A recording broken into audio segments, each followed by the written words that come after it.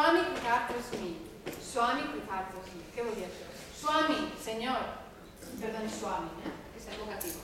Swami Kritartasmi. Señor, asmi, estoy, me encuentro, estoy, Kritarta, plenamente satisfecho. Krita arta literalmente sería propósito cumplido. Estoy plenamente satisfecho, no deseo nada ya. Ya no deseo nada. Después de haberte visto a ti, ya todos mis deseos materiales han desvanecido al instante. De todas maneras, Dhruva Maharaj obtuvo todos aquellos deseos por los cuales había luchado y que ya no deseaba.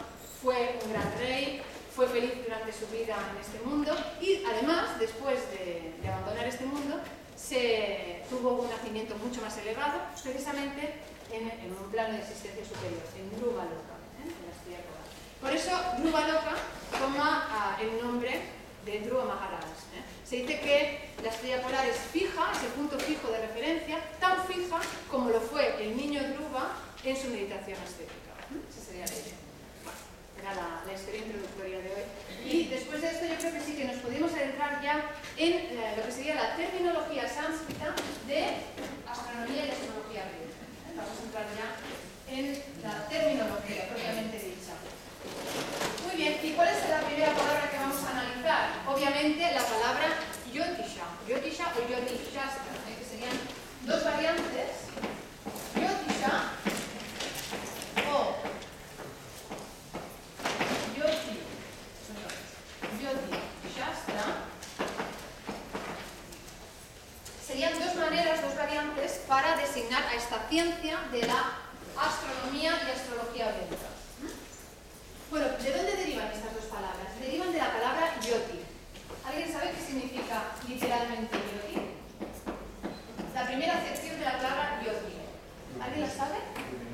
Sí, la primera sería luz. Es verdad que como adjetivo luminoso, Yoti es luz. Como adjetivo luminoso. Pero como sustantivo, Yoti sería luz. Es la misma acepción, ¿no? Luz. Por extensión, astro, luminaria o cuerpo luminoso.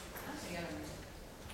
Muy bien, pues si Yoti es luz, o luminoso, o astro, o cuerpo celeste, ¿qué será Yotisha o Yotishastra? Será la ciencia de las luminarias, la ciencia de los astros. Por tanto, la ciencia de la astronomía y la astrología védica. Hay una segunda interpretación del término. Claro, si Yotish es luz, Yotishastra, o Yotishastra, además de la ciencia de los astros, también podría ser la ciencia de la luz. Literalmente, podría ser la ciencia de la luz. ¿En qué sentido? Bueno, en el sentido de que la ciencia de la astronomía y la astrología védica nos aportan conocimiento, luz, sobre el universo y sobre nosotros mismos, sobre el macrocosmos y el microcosmos. Sería una segunda interpretación que no contradice la primera, simplemente la complementa. Eso sería Yotisha y Yoti. Muy bien, y si decimos Yotisha, Yotisha y Yoti, también tenemos Yotishi.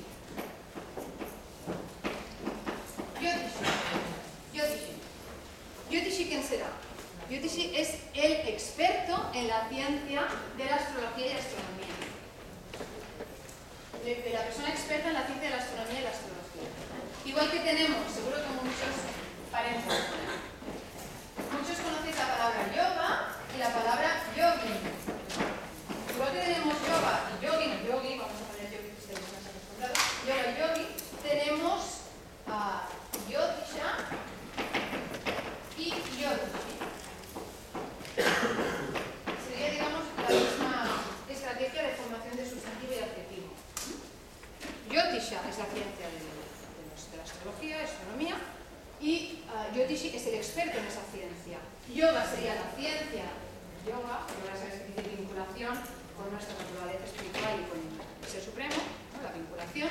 Y yogi sería el experto en la ciencia del yoga. Sería lo mismo. Pues vamos a la pregunta,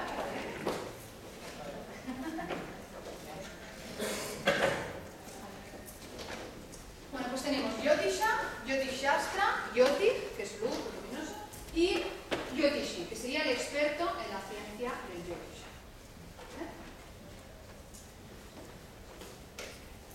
Claro, el experto en la ciencia del Yotisha tiene que saber mucho más que astronomía y astrología. Pensar que implica un verdadero Yotishi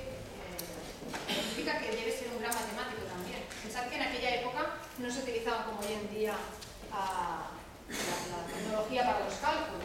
Entonces, la ciencia del Jyotisha implica, primero, observación, por tanto, astronomía, observación, cálculo astronómico, cálculo astrológico y, por último, interpretación y representación simbólica de esa observación, que sería más lo que nosotros denominamos astrología. Por tanto, Jyotisha es tanto astronomía como astrología, pero implica también otros saberes, como las matemáticas.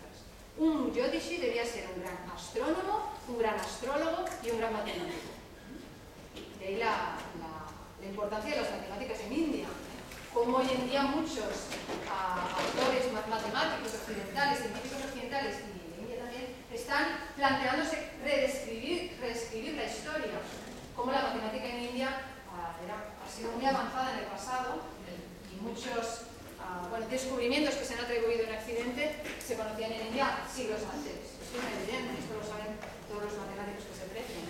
Escuchábamos el otro día a un matemático que había estudiado en la universidad, obviamente, y comentaba una fórmula matemática que Madhava del siglo XV ya sabía en India, a mí me la enseñaron como inventada o descubierta por un matemático del siglo XVII alemán, bueno, 2 siglos antes. O sea que hay que reescribir la historia y hay que explicar las cosas como son. Pero claro, para eso primero tenemos que conocerlo.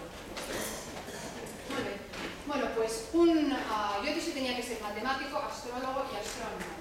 Y lo que decíamos, la ciencia del Jyotisha, como todas las ciencias védicas, no es una ciencia estanca o separada. Está conectada con todos los otros ámbitos del saber. De hecho, el Jyotisha se considera Vedanga. Dentro de la tradición védica, estaría dentro del grupo de tratados denominados Vedanga, que serían los conocimiento adicional a los Veda. Digamos que la etiqueta sería Vedanga. Son tratados de conocimiento adicional a los Veda, directamente vinculado con la liturgia de sacrificio. En este caso, por ejemplo, pues la ciencia del Jyotisha, para conocer el momento más propicio para realizar una liturgia. Por tanto, ostentan, digamos, el título de Vedanga. Y, obviamente, lo que decía, están vinculados con muchos otros conocimientos, con muchos otros vidya. Por ejemplo, con el ámbito de la filosofía védica, el ámbito de la psicología, el ámbito de la ayurveda, de la medicina, el ámbito también de la ciencia política, del saber estar, del comportamiento adecuado, cívico, que sería el Niti Shastra. Con todos estos aspectos del conocimiento védico está relacionado. Y un Jyotish debía conocer todos estos aspectos para ser un verdadero Jyotish. Por ejemplo, en la Ayurveda se dice que cada persona tiene una constitución, vamos a decir una constitución o una naturaleza. ¿Cómo se diría esto en Ayurveda? Una persona tiene una naturaleza única, intransferible, particular. Aquí es Prakriti. Prakriti, recordad que en sánscrito la mayoría de las palabras son esdrújulas. Es Prakriti, es Sarasvati, es Arjuna, es Asana, son esdrújulas, el acento en la tercera sílaba. Es Prakriti. Bueno, cuando hablamos de naturaleza, vamos a utilizar la palabra Prakriti. Cada persona tiene una constitución, una naturaleza, un Prakriti. Bueno, pues unos puntos débiles, uno es la circulación, el otro el riñón, lo que sea, ¿no? Una constitución, una Prakriti particular. Bueno, pues en el ámbito del Jyotisha también se dice que cada persona tiene lo que podríamos denominar algo así como una constitución planetaria particular, que viene dada ¿por qué? Por el momento justo del nacimiento y el lugar, como las dimensiones de tiempo y espacio, dimensiones esenciales de la existencia humana, determinan o indican más bien cuál es la constitución planetaria de esa persona. De hecho, hay que tener claro que desde el punto de vista del Jyotisha, de la ciencia védica, uno no tiene un destino particular porque nazca en un momento dado, no es esa la idea, sino que ese momento particular en el que nace y ese lugar viene determinado por su karma, indica cuál es su karma previo. Más que la causa sería el indicio. Bueno, simplemente para que os hagáis una idea de que el Jyotisha implica muchos conocimientos diversos.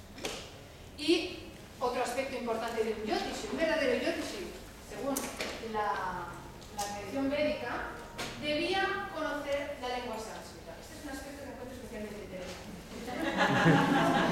Debía conocer la lengua sánscrita.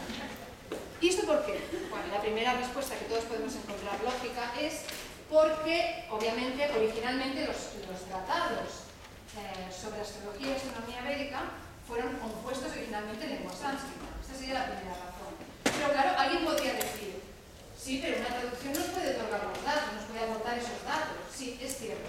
Pero desde el punto de vista de la tradición védica, solo la potencia de la lengua sánscrita nos puede revelar el significado completo de ese conocimiento, en toda su plenitud. El conocimiento védico, y en este caso del Jyotisha, solo puede ser revelado plenamente a través de la potencia de la lengua sánscrita.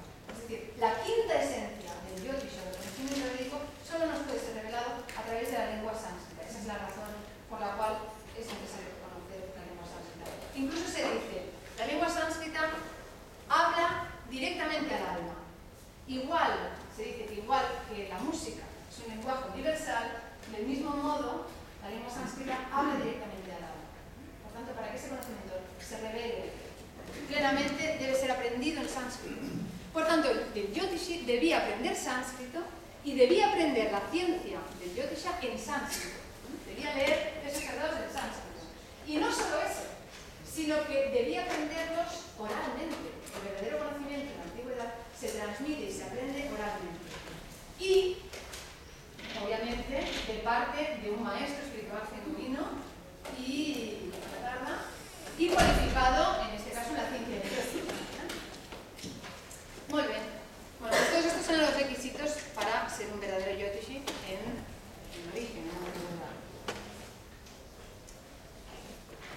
Bueno, dicho esto, podríamos pasar a analizar un poco para que entendáis todo lo que abarca la ciencia de la astrología. Podríamos adentrarnos ya en la clasificación de los diferentes ámbitos de estudio del Jyotisha. ¿Cómo podríamos clasificar los diferentes ámbitos del Jyotisha? Se puede clasificar de muchas maneras, pero lo vamos a clasificar en 6 partes o miembros. Que en sánscrito, ¿cómo se dice bien? Anga, muy bien. Los 6 anga del Jyotisha. Vamos a dividirlo en 6 partes. Y eso os va a dar una idea de qué implica el Jyotisha en el conocimiento. 6 anga o miembros de los del Jyotisha. Bien, vamos a decir miembros, literalmente, o partes de los Vedas. Los voy a simplemente citar y luego los explico. Serían Gola, Ganeta, Jataka, Prashna,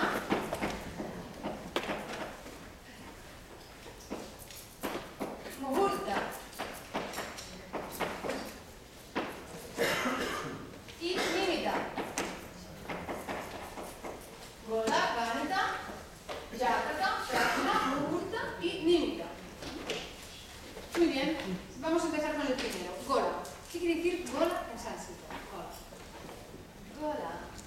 Gola quiere decir bola. Gola, Gola es bola. Gola, esfera, globo. Por tanto, Gola es la observación de las bolas del universo. De las bolas, de las esferas, de los cuerpos terrestres. Bueno, realmente la observación en este caso se centra en 9, vamos a decir, planetas, aunque no es la traducción más precisa, pero es la traducción que se suele utilizar para la palabra graha. Se observan 9 grahas, que se suele traducir como 9 planetas, pero enseguida veréis que no es muy rigurosa la traducción. Cuando Gola es observación, se basa en la observación. Decíamos que Jyotisha implica observación, cálculo e interpretación, esas 3 cosas. Primero, observación. Observación de 9 graha. 9 graha. Que se suelen traducir como planetas, pero ahora veréis de esos 9, algunos son planetas, otros son astros, otros son satélites. ¿Cuáles son esos 9 graha? El primero es Arca, cuya deidad es Surya. El segundo es Chandra, cuya deidad es Soma. El tercero es Shukra. ¿Quién es Shukra? Venus, muy bien. Luego lo seguimos volviendo a citar. Pero Shukra es Venus. El cuarto